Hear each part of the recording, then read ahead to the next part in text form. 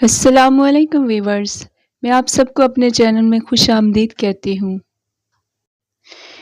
کسی زمانے میں ایک بادشاہ نے ایک قیدی کو کسی وجہ سے پھانسی کا حکم دیا، اور جب قید خانے میں سے قیدی کو لایا گیا تو اس سے مرنے سے پہلے آخری خواہش پوچھی گئی۔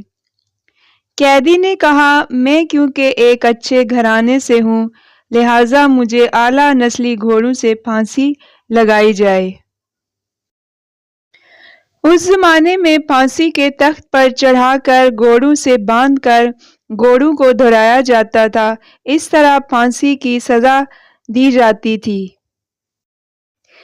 خیر گھوڑوں کو لایا گیا تو قیدی بول اٹھا، ان میں ایک تو نسلی ہے پر ایک نسلی نہیں ہے، لہٰذا میری آخری خواہش مکمل نہیں ہوئی۔ بادشاہ نے گھوڑوں کے مالک کو بلوایا اور پوچھا کہ کیا یہ بات سچ ہے؟ گھوڑوں کے مالک نے جواب دیا، بالکل اصلی نسل کا، لیکن دوسرا میں گدھے کا ملاپ شامل ہے۔ بادشاہ نے حیران ہو کر قیدی سے پوچھا، تمہیں کیسے یہ بات پتہ چلی کہ ایک گھوڑا نسلی ہے اور ایک نسلی نہیں؟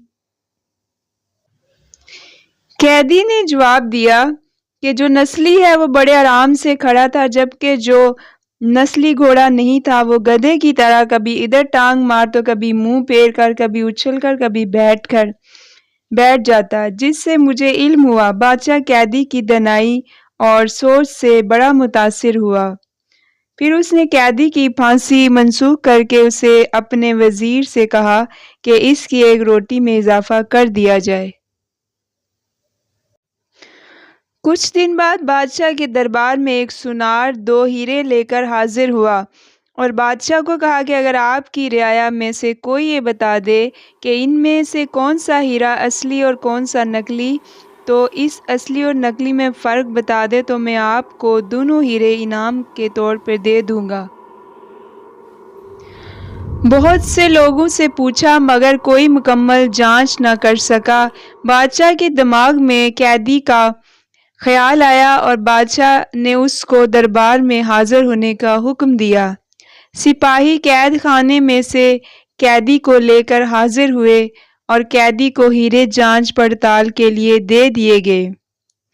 قیدی نے کچھ ہی لمحوں میں بتا دیا کہ ایک اصلی اور دوسرا نقلی ہے، اور بادشاہ نے پوچھا تمہیں کیسے پتہ چلا؟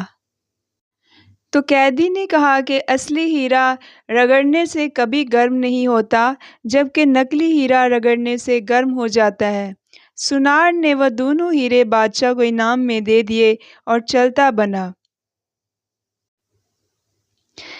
بادشاہ قیدی کی دانائی اور سوچ پر بہت زیادہ خوش ہوا اور سپاہیوں سے ایک اور روٹی بڑھانے کا حکم دیا۔